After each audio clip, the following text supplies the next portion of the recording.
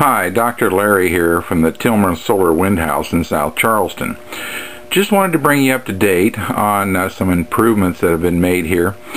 One of the biggest improvements of late has been the addition of some new batteries that were just recently purchased and installed here at the house. Let's take a close these are the new UPS batteries that were recently purchased. They're a Dynasty, and they're made in the United States. They're a 100 amp hour battery, and these are a glass mat battery, which differs considerably from a lead acid battery. The solution of sulfuric acid is actually contained in a mat which is up against the plates. These batteries don't spill, produce very little gas, and are capable of long periods of discharge.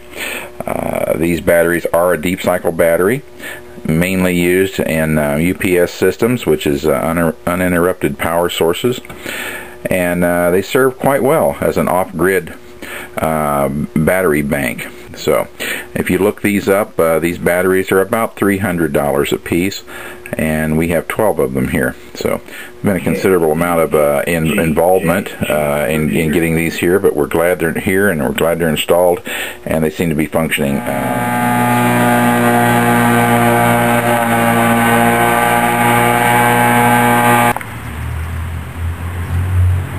Okay, this is the electric mulching lawnmower, and it's not so much unusual except for what's powering it. If you remember a previous YouTube, I showed you a power supply that was going to pull behind the electric car.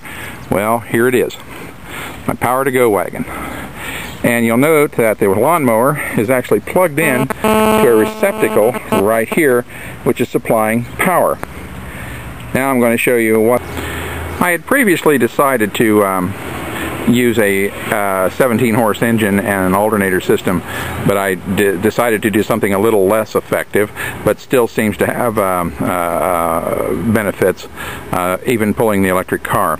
I have two deep cycle marine batteries hooked parallel here, plus to plus and minus to minus, running a 750 watt inverter, and it's enough to weed trim, to mow the grass, or even if I pull this behind the car, to charge all 15 of the batteries. Now, of course, you cannot possibly charge 15 batteries with two batteries, but you can effectively keep the voltage high on the batteries and keep some amount of charge going on the batteries, even though it's not going to double or triple your range. It simply is going to help push it another 10 miles down the road or so.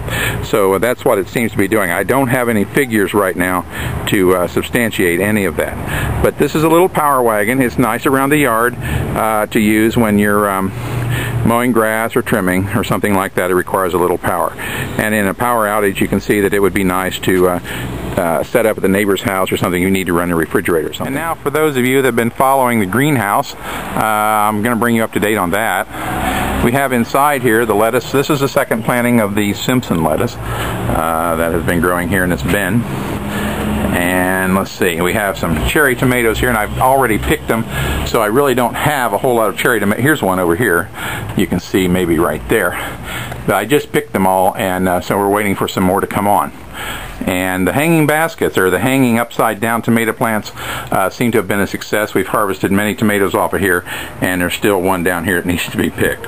So they're doing pretty well. We have some buttercrutch spinach growing over in this bin, and we have some Brussels sprouts over here growing. And if I get down in here, raise this leaf up, and you can see how they're coming on the stalk.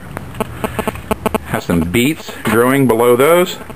Next we have some carrots, and we have more spinach and lettuce growing at the bottom. And we go across over here, we have some pepper plants, and we have some more mature buttercrunch and some ready to harvest carrots here in this bin here. So everything, that's kind of an update on what's going on here at the green.